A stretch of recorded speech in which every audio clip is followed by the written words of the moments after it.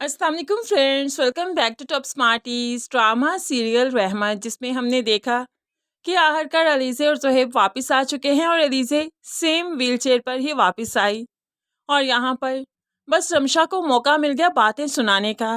मैंने तो कहा था ये कभी नहीं ठीक हो सकती, वैसे ही मेरे भाई का पैसा और वक्त बर्बाद कर रही है, क्या ज़रूरत थी बाहर जाने की, इतना खर्चा करने की। अब यहाँ पर ये लोग तो सरप्राइज़ देना चाहते थे, लेकिन रमशा की बातें सुनकर दिल टूट सा गया। लेकिन ऐसे में अलमास बेगम की बातों ने दिल को ढारस दी। इत्मीनान हुआ कि कोई वाकई उन्हें दिल से चाहता है। अलमास बेगम कहने लगी, कोई बात नहीं अलीज़ा, दिल छोटा मत करो, ये तो कुदरत के फैसले हैं। मुझे तो तुम ऐसे भी बहुत अच्छी लगती हो, बेटी हो मेरी तुम। बस अब ज़ोहैब कभी भी मेरी बेटी को अजियत नहीं देनी, कभी भी इलाज का नहीं कहना, वो ऐसे ही बहुत अच्छी है। अब यहाँ पर सास की बातें सुनकर अलीज़े को तसल्ली हुई, दिल को सुकून मिला। तभी तो अब रहा ना गया, उठकर खड़ी हो गई, माँ के गले लग गई। और ऐसे में रमशा तो बस देखती रह गई कि ये क्या हो गया, शर्मिंदा भी हुई। लेकिन है, इसकी बातें तो फिर ऐसी ही हैं, ज़ोहैब और अलीज़े इग्नोर ही करेंगे। दूसरी तरफ अब जो कि बारी परीशे को उसकी माँ के घर लेकर जा रहा है, ताकि अयान वाले मामले में सबके सामने बात हो सके। परीशे जाना नहीं चाहती, लेकिन बारी ज़बरदस्ती ले गया। अभी यहाँ पर जाकर बैठे ही थे कि डोरबेल हुई और यहाँ पर अलीज़े आ गई, जिसे चैन नहीं आया कि सबसे जाकर मिले बगैर वो रह नहीं पाए, इसलिए आते ही वो घर आ गई। सबने खुशी भरे आंसुओं से अलीज़े का इस्तकबाल किया। सबको यकीन ही नहीं आ रहा था कि अलीज़े अपने पाँव पर खड़ी हो चुकी है। यहाँ पर काफ़ी इमोशनल सिचुएशन बन गई, इसलिए भारी अपनी बात किए बगैर ही वापस आ जाएगा, क्योंकि इन लोगों को ये खुशी इतने अरसे के बाद मिली कि बारी अपनी फजूल सी बात करके इनकी खुशी को ख़त्म नहीं करना चाहता है। यहाँ पर रुमैसा बेगम को देखने वाला है, जो कि देख रही है और दिल ही दिल में गुस्से में है कि जुबैदा को इतने अच्छे दामाद कैसे मिल गए। आखिर क्या करती है ये, क्या पढ़कर फूकती है ये। यहाँ पर बारी जब घर आया तो मिनाल भी मिलने आई, तो बारी और परीशे को जब बात ना करते देखा तो वो घबरा सी गई। क्या बात है बारी, क्या मसला हो गया। तो ऐसे में बारी बताता है कि ये अयान के ऑफिस में काम करती है और मुझे बताया भी नहीं, मुझे अनाया से मालूम पड़ा।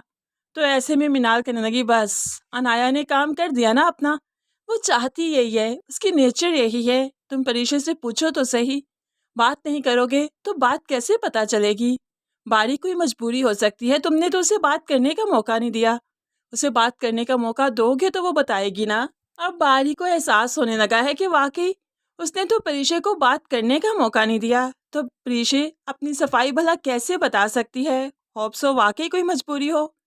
जब ऐसी नंदें और ऐसी सासें मौजूद हों तो फिर लड़ाइयाँ ज़्यादा देर तक नहीं चला करती।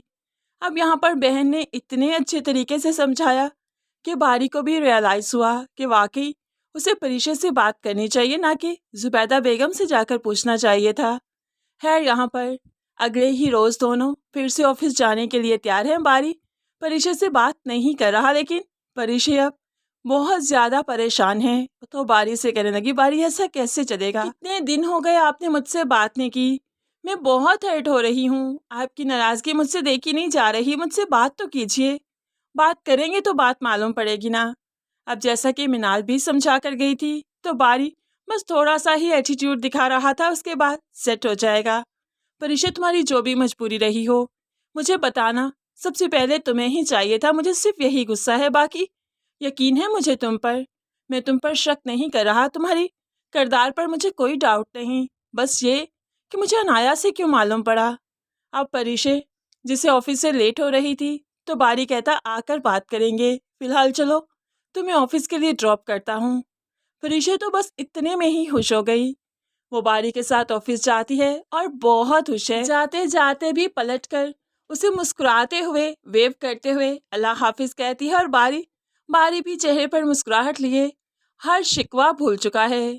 अब इनको इस तरह से सी ऑफ करते हुए आयान देख लेता है, जो कि काफ़ी जेलस हो रहा है कि परीशा मेरे यहाँ जॉब करती है और इस चीज़ से भी बारी को कोई फ़र्क नहीं पड़ रहा है। यहाँ पर वो अब रिवेंज पर उतर आया है, इंतकाम पर उतर आया है, क्योंकि वो परीशा को इस तरह से किसी और का होते नहीं देख सकता। इसीलिए तो अब परीशा को ऑफिस में बुलाकर छोटी से छोटी बात पर नुक्ताचीनी करते हुए उसको इंसल्ट करेगा, क्योंकि जानता है कि परिचय लोन ले चुकी है और उसके बाद कॉन्ट्रैक्ट भी तो साइन कर चुकी है, वो इतनी आसानी से जॉब छोड़कर नहीं जाएगी।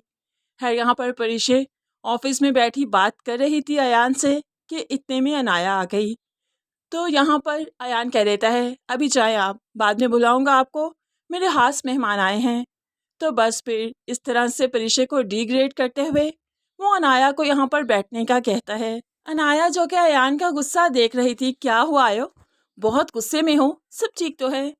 तो यहाँ पर अयान कहने लगा, आज इन दोनों को मैंने इतनी हंसी खुशी आते हुए देखा कि मुझसे बर्दाश्त नहीं हुआ। तो यहाँ पर अनाया हैरान, क्या मतलब, पैचअप हो गया इनमें? मैंने तो बता दिया था बारी को कि ये तुम्हारे ऑफिस में जॉब करती है, और वो काफ़ी हाइपर था। तो अयान कहने लगा, कोई हाइपर नहीं था, बड़े अच्छे मूड में छोड़कर गया है उसे यहाँ पर। पता नहीं क्या करते हैं ये लोग, आपस में इतनी अच्छी अंडरस्टैंडिंग।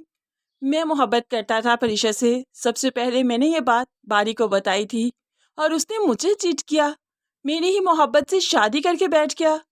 तो ऐसे में अनाया कहने लगी, यानी कि हमारा सेम केस है। आई हैव अ प्लान, मेरे पास एक प्लान है जिसकी वजह से इनकी ज़िंदगियां तो हम बर्बाद कर ही देंगे।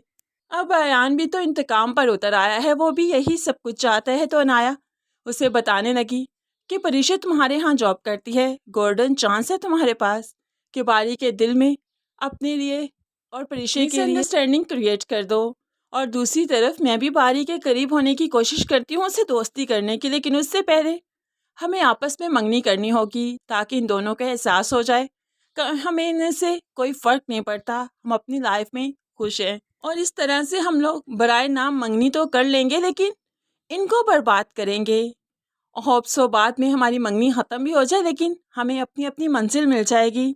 इस तरह से हम अपनी मंजिल के करीब पहुंच सकते हैं। तभी तो मैं बार बार तुम्हें मंगनी का कहती थी, क्योंकि मैं जानती थी तुम्हारा और मेरा शिकार एक ही है। अब यहाँ पर अयान को जब खुलकर अनाया ने अपना प्लान बताया तो अयान को भी समझ आ गई, इसलिए वो घर जाकर अपनी माँ से बात करेगा अनाया के बारे में।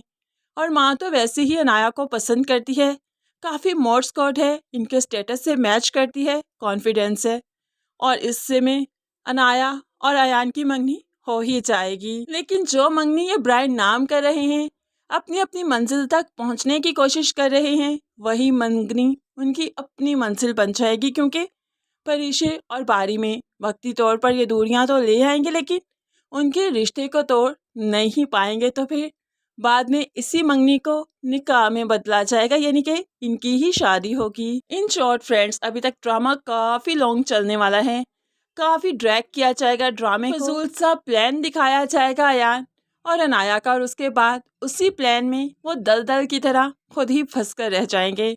तो फ्रेंड्स, अपकमिंग एपिसोड्स कैसी लग रही हैं आपको, कि क्या वाकई ऐसा होना चाहिए या ड्रामे को वाइंड अप कर देना चाहिए, क्योंकि अलीज़ा का मसला सॉर्ट आउट हो चुका है, बारी और परिचय अपनी लाइफ में खुश है, अनाया अयान की शादी हो जानी चाहिए, काशिफ को नेक रास्ते पर लगना चाहिए, अच्छी सी सिचुएशन में जाकर इसी तरह से ड्रामा एंड हो जाए, क्या ही बात है।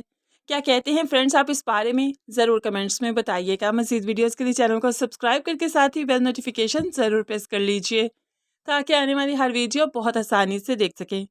दुआओं में याद रखिएगा, अपना बहुत सारा ख्याल रखिएगा। नई वीडियो तक के लिए अल्लाह हाफिज़।